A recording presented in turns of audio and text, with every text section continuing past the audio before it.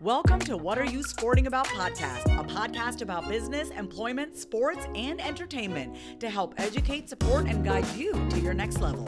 Here's your host, attorney Sivonnia DeBarros.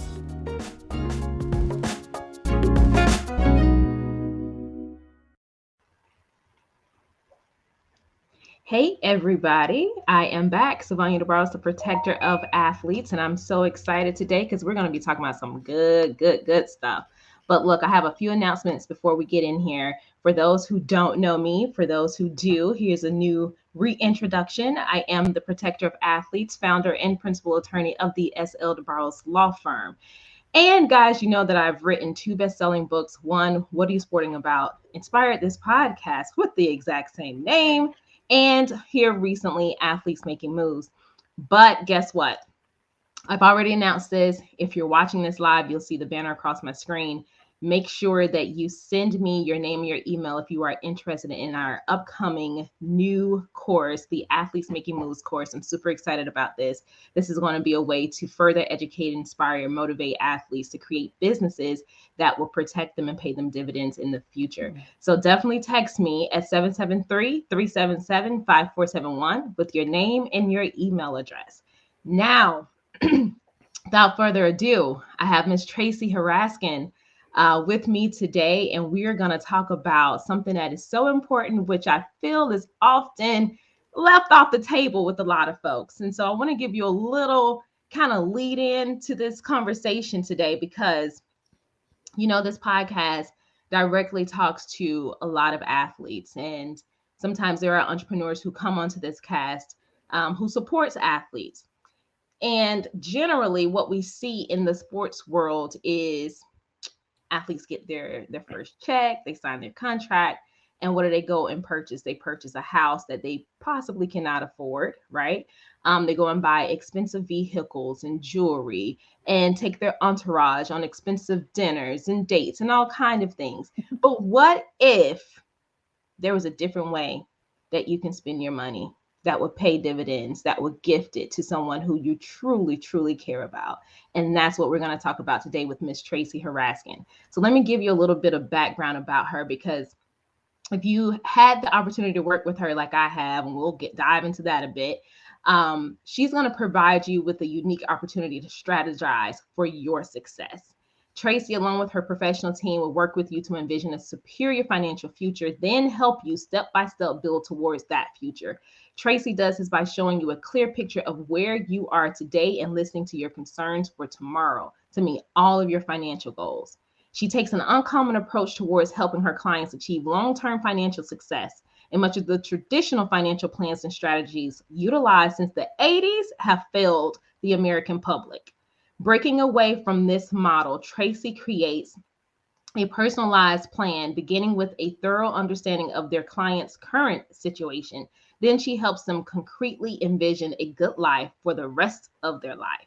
Only after understanding her client's current situations, goals, and aspirations for the future is she able to offer step-by-step guidance towards building that future. And Tracy is coming to us as a financial advisor from Pacific Advisors. And, you know, I always want to bring folks to the table who I have some idea about what they are about, because I want you guys, you see the name in my nickname, Protector. I want you to be protected, but you also have to take the initiative to put the steps in place to protect yourself. So, Tracy, welcome to the show. Thank you, Sivonnia. It's so great to be here on this chilly December morning. Super excited to be here. I love Protector of Athletes.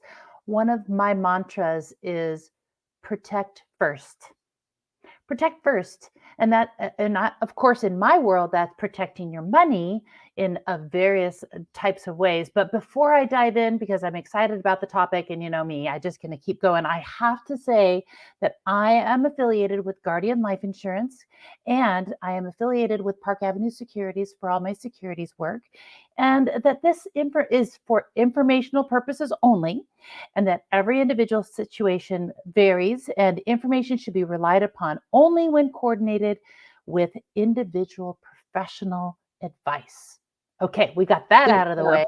stuff. So yeah, I mean, honestly, I think when we think about finances, we often think about a couple things like saving for something. And then we also think about retirement. It seems like those are kind of the two things. So, like what you were said, Sivonnia, saving for a house, etc.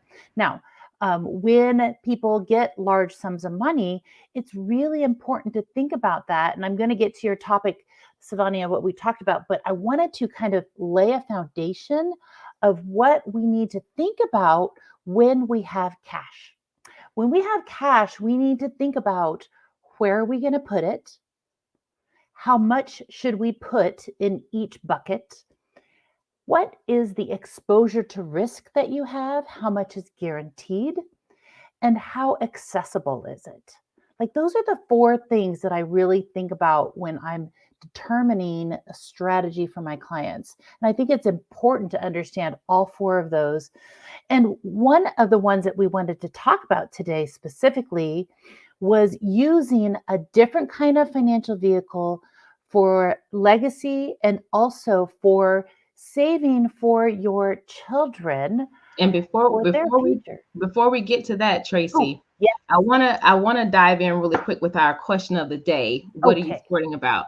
Because I know from just cultivating a relationship with you over the last year or so, that you are extremely passionate about finance. I absolutely love it. But just from on a basic heartfelt level, Mhm. what is your sport in life? What is that one thing that you are definitely sporting about? I would say that I am sporting about helping individuals feel confident and comfortable in their financial situation. No matter where they're at, they might be just starting out, they might be very wealthy, but it doesn't mean that they feel comfortable and they know what they're doing. It doesn't matter where they're at in life. So everyone needs somebody to come alongside, walk with them, journey with them through that process. That's what I'm sporting about. I love that. How did you end up getting into this field? That's a great question. So my when I was in college, I actually decided that I wanted to go into finance. And I temped for a big wirehouse. I don't even remember which one it was at this point. It's a long time ago. So I temped for this wirehouse, and they made me cold call out of the phone book, and it was horrible. I decided I would never do that field, and I went a completely different way. I actually went into marketing and fundraising for my first career. In that process, I got exposed to using charitable strategies to offset tax. And I was enamored. It got me totally hooked again, and I completely changed careers, got all the licenses I need. And one of my goals is helping charities by helping the wealthy understand how to use these charitable strategies in their own financial plan. Oh, that is awesome. That's awesome because like that ties in perfectly with what we're going to be talking about today. And so I know folks are possibly going to be listening to this after the holidays, when it streams live on the podcast channels. But for you guys who are watching right now, I want you to get involved in this conversation. If you see us, drop a note, say hi, ask your questions as we go along, so we can talk about these informational tips for you to really think about how you can provide the gift of a lifetime. So I want to move into this gifting because Tracy actually reached out to me as a market research project she was doing, and we started talking about legacy. And this was in 2020. So we all know there was a ton of stuff going on. People were dying all around us. I've lost some people, not from the virus, but unfortunately still lost them. And when you lose folks, it really make you think about, what is my legacy? If that was me, right? If the end of the time of my life was now, what would be the legacy that I've left behind? And so it really puts in your face, like in black and white, that we are not immortal. There will be an end to this life. And so what are you doing to set that up? So one of the things that we started doing was working on our life insurance policy for myself and my husband, which was a goal that I had been wanting to do. We've been researching and looking in different places, but it just seemed like it all clicked at the right time.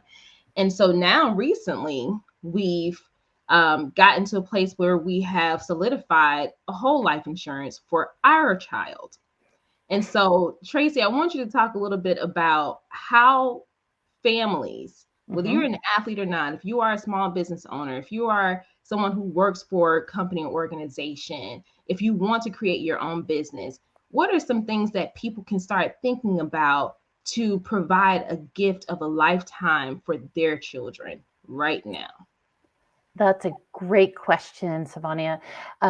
Like I had said at the very beginning, it's so important to think about where you're going to save that money for the kids, because there's a lot of ramifications of those dollars when it comes to taxes, when it comes to even the simple thing of them filling out for financial aid for college. All of those types of things are super important to think through prior to starting to stash cash away. And one of the very effective ways to do that, which you already know, Sivonnia, is using a whole life insurance policy on your child. And of course, that's not designed or intended for the death benefit, which would be the most horrific thing for any family to go through, of course. However, the idea is to use that type of policy to allow for financial growth and access to cash over time. They're designed to grow and accumulate in value over the long term and never decrease. So the market risk issue is really taken out of the equation. Of course, you have to stay within the guidelines of the contract and, all of those disclosures and follow all the rules. However, it can be a very, very stable, consistent growth asset to utilize in these contexts. It can leverage your dollars. I think leveraging is something super critical for the people that are really building wealth. People that understand how to use a dollar to make $10, right? And so this is one of those ways that you can do that for your child to have access to that cash as they grow. One of the things I mentioned earlier was liquidity, access to that cash, right? And so there are some financial vehicles that limit the access to that cash and or put stipulations on how you can use the money, etc. In my world, in financial planning, for whatever we're trying to do, we need to make sure that you have as many options and as much flexibility as you can, because you never know what life's going to throw at you. I mean, who would have expected a worldwide pandemic? Nobody, right? So I think it's so important to understand what we are doing and, again, protect first. Yeah, I absolutely agree. And because there's a lot of education. It's a huge educational curveball if this is not your field. And even if you are a financial advisor, one thing I recognize is that there's so many different avenues and facets to being a financial advisor that you also may not know about certain things if that's not what you do on a regular basis.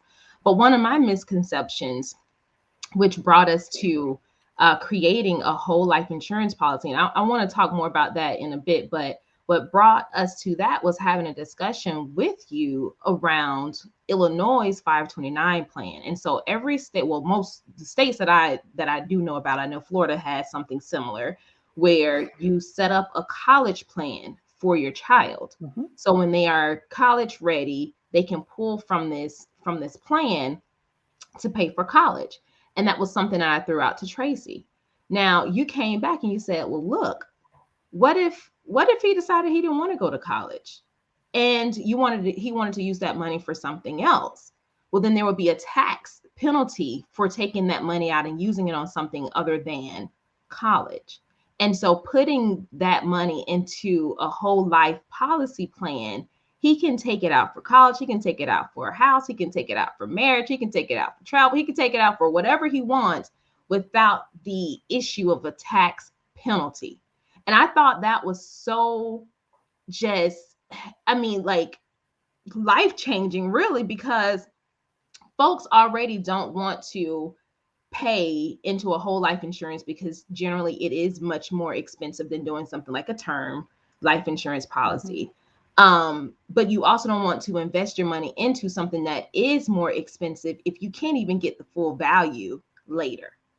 So I really want to talk a little bit about whole life versus a general well, there are different types of whole life policies. So one thing that I had discussed with you was having a whole life insurance policy that builds equity. Yes. So yeah, I didn't want to lose that money. I wanted to see our whole life build equity in the event we wanted to pull out of it. So almost like a house. When you purchase a house, your house builds equity. You can borrow against your house if you wanted to. And so I know people have misconceptions about that. So let's talk a little bit about different types of whole life, why it may be, the go-to versus a term life insurance policy, but how people can still protect themselves by putting term in place if that's really what they can afford right now. Great lead in there, Sivonnia. I think that, let me just clarify terminology real quick. Whole life, there really is only, I guess there's really one type of whole life, but what you're thinking about, and you're correct in this, there are different kinds of permanent insurance versus term insurance. And so if you think of term, it's temporary insurance. It is like renting a condo versus buying a condo, right? So you don't, you're renting, you have that roof over your head, right? You as long as you're paying that rent, you're good, right? So just like with term insurance, as long as you are paying that premium and within the bounds of the contract, whether it's for 20 years or 10 years, whatever that might be, then you have that death benefit coverage. And it's so important because that is normally how most people start that protection process, oftentimes when they have a child, or maybe they buy their first home, because they need that protection. And it is a low cost ticket item. It really is. But it is low cost because the actuaries, they are pretty confident that you're not going to die during that term. However, it happens, and we all know it happens, right? And this last year with that pandemic, we don't even need to go there. I mean, we all understand, right? The frailty of life. And so, so term insurance is super critical. I mean, that's oftentimes where people start. But when you're thinking about something that you want to be guaranteed to be there, either as a legacy for your children, as far as receiving that death benefit, for example, right? It needs to be some kind of permanent insurance. And when we look at what the options are, and of course, that is all individual according to the individuals, the client's needs, etc., right? But the whole life insurance is typically the most conservative and has the most guarantees. And so for when I had mentioned earlier, we always look at risk, and the whole life insurance takes a lot of that risk off the table. And so that's one of the reasons I think that it's important to utilize when you're thinking about your future. And it's a long-term play. It's not something that you invest in for 3 years and then you take your money out and go somewhere else. That's a different strategy. But the whole life insurance is really designed for guaranteed growth, as long as you're doing it within the contract, of course. And I think what it does is it establishes a future cash resource for life events, whatever that is, and the flexibility of that. So it's at the same time, it does have a death benefit component. And so the lovely thing about it is that you have some insurance that your parents or grandparents gifted to you prior to any potential medical issue that might arise in their lives. That we have people all the time that come to us that want insurance but can't get it. They may have had cancer or whatever, and you only really want life insurance really badly when you've had a scare like that, right? So did that answer your question, Sivonnia? I think I got a little It bit off did. track No. there. Okay. You definitely answered my question. And one thing I can say that I'm super happy about and proud to be the recipient of is the legacy of my grandmother who passed away in November of 2020.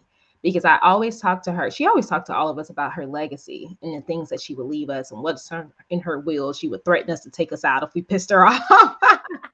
But I know that she left stuff for us. But one thing I didn't know is that she had an insurance plan for her grandkids. And so when she passed, we all received a portion of that life insurance policy that she, had put out for us to be beneficiaries of. And so she was have always been, even in her lifetime, a backdrop to legacy, a picture that I saw for myself that I wanted to leave. And for anyone who is spiritual, there is a Bible verse that says a wise man leaves, a legacy for his grandchildren. And the way that you do that is to start planning early.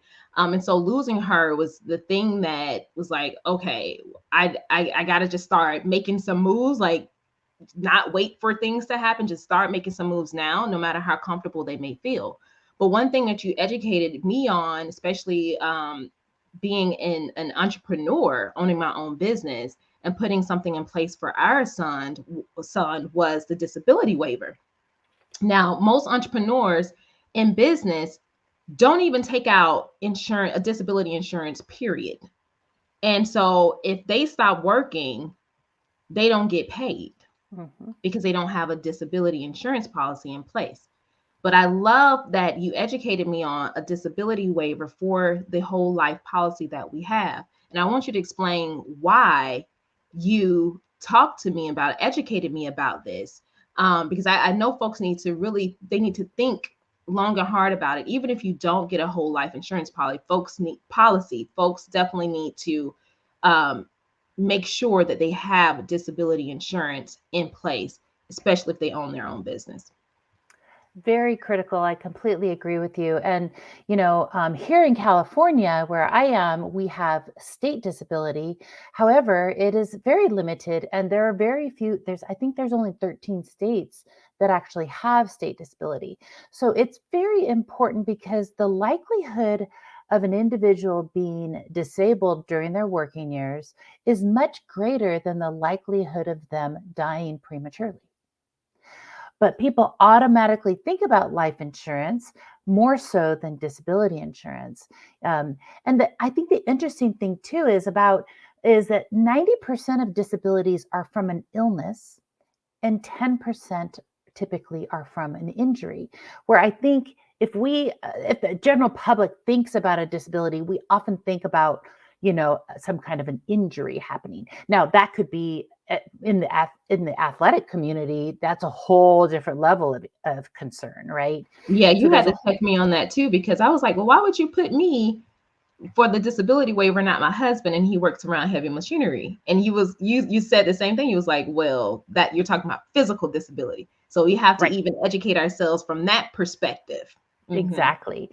And what you were talking about as it relates to the whole life, and it actually relates to the term also, is that there is a rider that if you qualify medically for it, you do have to, you can put this waiver of premium on your policies where if you were to become disabled, And there's a lot of nuances to the details, so I won't get into details, but high level, if you get disabled for a certain amount of time, then the insurance company will pay your premium for you for as long as that disability is in place, or typically to age 65. And so, because honestly, when somebody gets disabled and if they don't have coverage, I mean, you got to think about what happens in their lives. I mean, they have to cut back. They have to really, figure out what can they do to cut expenses. Typically medical expenses are increasing, and so the non-essentials get cut. And oftentimes that's the life insurance, even though it might be the time they need it the most. So I think that's what you were talking about, that waiver of premium. A disability policy, there's also a whole separate one, which I think is really critical, especially for business owners. We do a lot of business owner planning to make sure that you are protecting your business, those types of things. So I think those are a couple of critical things when it comes to protection. Yeah, love it, love it. Oh, wait, I Oh, have yeah. to say one thing, another thing, and it relates to your area, Sivonnia, is getting your legal documents in order. And 90% of the people I talk to do not have that done. And I hold their hands and hold them accountable and get them with an attorney, because that is one area of protection that has to get done, especially if they own a home or have a child. Two Yep. critical pieces. I literally just had that conversation with one of my cousins, and we were talking about trust. And I said, man, I got to hurry up and put our house in trust. And I said, actually, I think I might put some of my other assets in trust, because I think, well, first off, putting your legacy or portion of your legacy in trust, most people are not familiar with that. I'm just going to say it straight up. Yep. However, especially as an entrepreneur, part of the conversation I had with her is, when we create and develop things, we don't necessarily think it has value, right? And so when you create that asset, if you safeguard it by putting it in a trust, it could have value later. It could net a value that you didn't even think it could net, right? But it will also protect your beneficiaries from creditors who may try to come later at the time of death through probate to be paid for whatever reason from that asset, or even to attach or take that asset as payment. So you are very, very right. Definitely make sure you go and speak with your attorneys. I think this is, sometimes people, when they think about legacy, they think about death.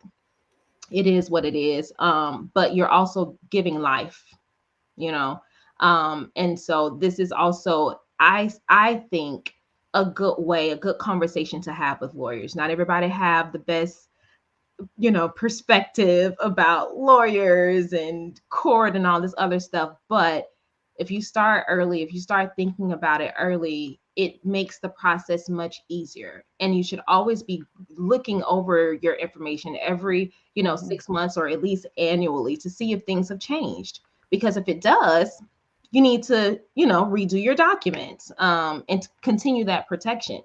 But I want to kind of shift a little bit, because we were talking about disability, right? And putting that as a writer in a whole life. Now, with gifting for your juveniles, for your children, we also talked about the affordability of a policy because the child is younger. So most folks don't think about this, or they think about it when their kids are, maybe they're in high school. And we talked briefly about, what if an athlete is injured? So you have that physical disability. But what if something major happened to your child in their early teens, and now you're looking for life insurance? So yeah, can you educate us a little bit of why earlier is better and not waiting till they are, in their teens? Definitely. So obviously, the older you are, the more expensive life insurance is, because you're closer to dying. I mean, we got to be honest, right? Got to be real about death. It happens to all of us. We cannot avoid it. So when we think about the internal cost of insurance inside of any kind of a policy, it's going to automatically be more expensive if you start later. It's also, so age.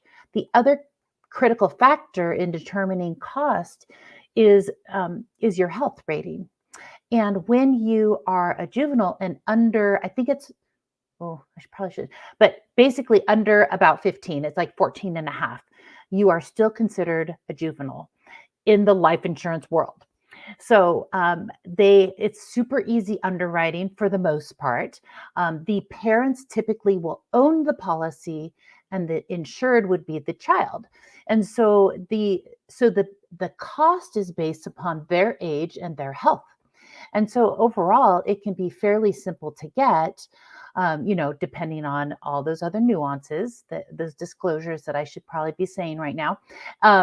But the interesting thing is that you can use that, and the parents, then the waiver of premium would be on the parents. So if the parents got disabled, the insurance company would pay the child's policy. And so it's a very safe way to go about that.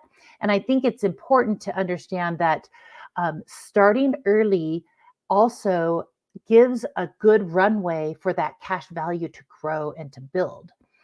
The other thing I think is important for people to understand is that you can actually back into a policy based on how much you want to save for your child. I'm making up numbers. Maybe you want to save, you already have in your mind, you want to save $500 a month. I'm just naming it. And we can say, okay, you want to save $500 a month. Well, this is the policy that contribution or premium would give you based on that dollar amount. And so you kind of think about it differently, and you design them a little bit differently when you're dealing with one for a child, because you really want to look at it as an asset rather than just the death benefit. Yes. And that's what I love about the policy we have for our child, because it's twofold. It's not like you have to make one decision on one thing that you want. And I love the fact that the option that we took is we can also add cash to the policy. So if there's a great year and we're like, you know what, while we got this money, let's go ahead and put, a few $1,000s on that. I love that, because I mean, if you think about it, people spend money on what they want to spend it on. You look at your spending on an annual basis, if you're really accounting and budgeting, and you look and see all the frivolous spending that you're doing, that may be a pot of money that you can pay into an insurance policy that could pay dividends for someone later that you love. And I want to share, because you sent over a pamphlet. Guardian is the company that we have our insurance through, which Tracy helped us to get. But it has a case study. And I thought this was very interesting, because it really does break down the story of how you can give your family the gift of life, right? Yeah. And so this case study says, all right, I was going to go through 1 through 5. Grandparents purchase a whole life policy in an amount of $750,000 for a 2-year-old grandchild, gifting the premium of $5,000 annually for 16 years. Their grandchild, Mike, he's age 18. He enters college and withdraws $8,000 each year for 4 years to supplement his college expenses, in addition to offsetting the premium. Now, at the age of 40, Mike uses an additional $20,000 of the cash value as a down payment on a condo. Lastly, Mike is able to supplement his retirement income with a distribution of $15,000 a year for 20 years. And then the grandparents are substantially able to help during their lifetime. They have reduced the size of their taxable estate and are still able to ensure that a legacy is intact for their future generations. So all in all, life insurance can be an easy solution to help defray eventual estate taxes for you, and an unforgettable way to touch the life of someone you love for years to come. Now, we know if you, outside of life insurance policy, if you end up giving someone money, a home, any form of a gift, and depending on how much that gift is, there are gift estate taxes or gift taxes that are normally attached to that. And I just loved how Mike, the person in this case study, was able to take that benefit, that gift that was provided to him by his grandparents, and utilize it at every stage of his life. Yep. Oh, yeah. Yeah. And guaranteed to always have death benefit left over, even if you use that cash value. And I would love to be able to, or you could, Sivonnia, if they want to text you or whatever, to get one of these pieces in their hands. Love to do that. Happy to send it out to whomever, email, whatever. We could post it somewhere. Yes. You got all the technology. I'll let you figure that out. Send me the link. Send me the link to it and I'll add it. Okay. I will do that. Yes. Tracy, is there anything else you'd like to share with our audience of why they should start thinking about legacy planning or juvenile gifting, anything? I think the thing that I would say as a close is that insurance rounds out your portfolio. And because, it's not like that's all you should do. You need to have investments, you need to have retirement planning, you need to have real estate, and you need to have a financial advisor that can advise you on all of those things and look at it from a whole. And that's why I have chosen to do insurance, because I think it's so critical that it has to fit in their overall strategy and make sense for them. And so that I would say is my big takeaway is make sure you're working with somebody that is looking at the whole picture for you rather than just doing a transaction.